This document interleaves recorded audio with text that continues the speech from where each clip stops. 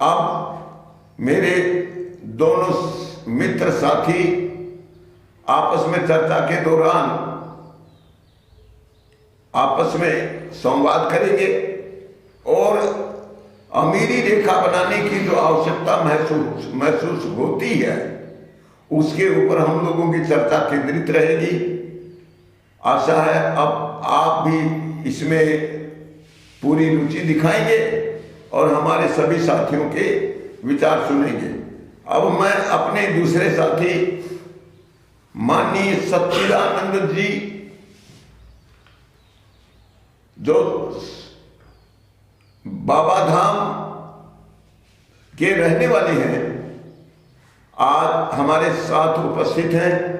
मैं माननीय सच्चिदानंद सिंह जी से निवेदन करूंगा कि आपको अमीरी रेखा में ऐसा क्या दिखता है जिससे आपको लगता है कि इसके ऊपर गंभीर चर्चा होनी चाहिए और समाज में जो कठिनाइयां हैं, जो परेशानियां हैं, आपस में जो टकराव है उसको समाप्त करने में यह किस प्रकार सहायक है। इसलिए माननीय सच्चिदानंद जी के विचार सुनिए। मेरा नाम सच्चिदानंद सिंह है। परिचय तो एक सामाजिक राजनीतिक कार्यकर्ता के नाते मिल गया है। एक दर्शन जो पूरे दुनिया के लिए लोकप्रिय है और आवश्यक भी माना गया, सर्वे भवन्तु सुखिनः सर्वे सन्तु निरामया। और वह सुख जो है वह अर्थ में छिपा हुआ है। अगर साधन नहीं है तो सुख का कोई महत्व नहीं है।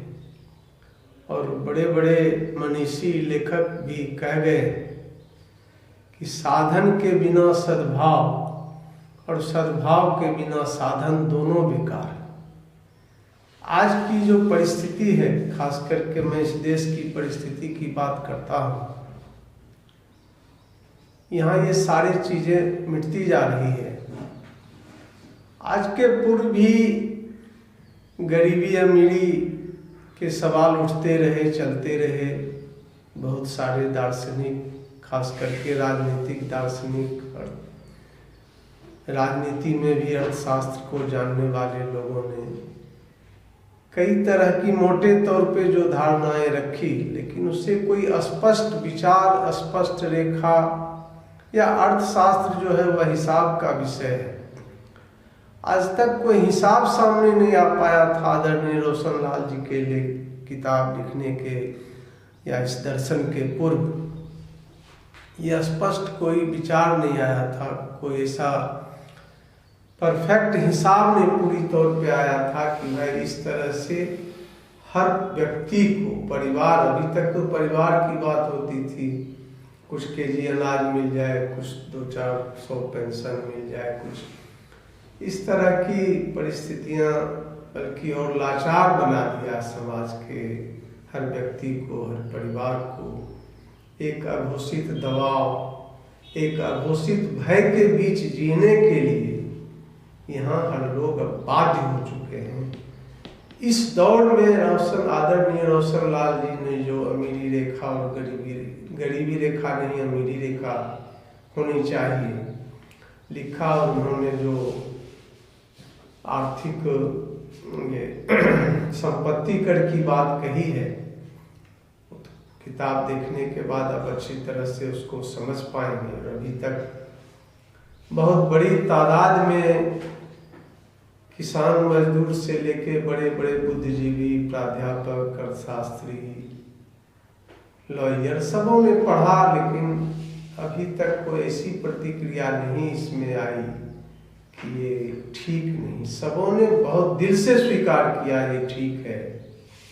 इसलिए ठीक है कि इसमें सीधा हिसाब है कि हर व्यक्ति को 10,000 रुपया प्रति महीना मिल सकता है और उसके लिए 10-12 लाख लोगों के ऊपर ही औसत संपत्ति निकाली गई है उसमें कि पूरे जो संपत्ति है उसका इवैल्यूएशन और उसमें आबादी से भाग देने पर जो निकलता है, तो औसत संपत्ति से ऊपर 10-12 लाख लोगों के ऊपर ही अगर संपत्ति कर बैंकिंग रेट के हिसाब से, बैंक इंटरेस्ट के हिसाब से लगा दिए जाए और जो पैसे आते हैं उससे बजट का खर्च निकालने के बाद लाभांश के रूप में बांटा जाए तो 10,000 रुपये प्रति व्यक्ति मिल सकता है। यह सामान्य समझ की बात है। जब परिवार में व्यक्ति के पास पैसे होते हैं तो उनके रहन सहन, हाव भाव, विचार, उनकी शक्ति, सहन शक्ति, सोचने की शक्ति, अपने बचाव की शक्ति, सारी चीज़ों में वृद्धि होती है।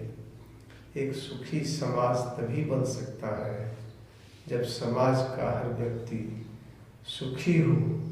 इसका एक ही रास्ता है।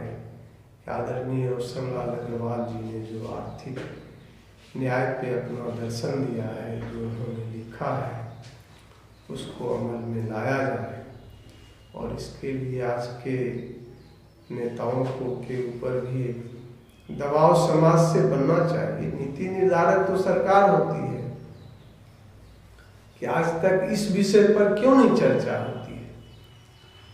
कई तरह के कानून बनते हैं, कई तरह के कानून बिगड़ते हैं, आंदोलन होते हैं, लेकिन आर्थिक न्याय के लिए आंदोलन जो है वही संपूर्ण समाज के पूरे संपूर्ण समस्याओं का समाधान है। इतना ही कह के मैं आपसे आग्रह करता हूँ कि आप इस विषय पर जरूर केंद्रित होकर के सोचें, समझें, किताब पढ़ें। सारे पते उपलब्ध हैं। आप चाहेंगे तो आपका संपर्क हो जाएगा। आप बुलाएं, आपस में चर्चा करें। यही एक रास्ता देश और दुनिया और हर व्यक्ति के लिए है। धन्यवाद। चलिए, मैं अब अपने दूसरे मित्र श्री लाल बाबू राय जी से इसके संबंध में उनके विचार जानना चाहता हूं कि सरकार गरीबी रेखा बना रही थी और उसके आधार पर गरीबों को कुछ सहायता देने की बात कर रही थी, तो फिर आपको अमीरी रेखा बनाने की जो आवश्यकता महसूस हो रही है उसका क्या कारण है?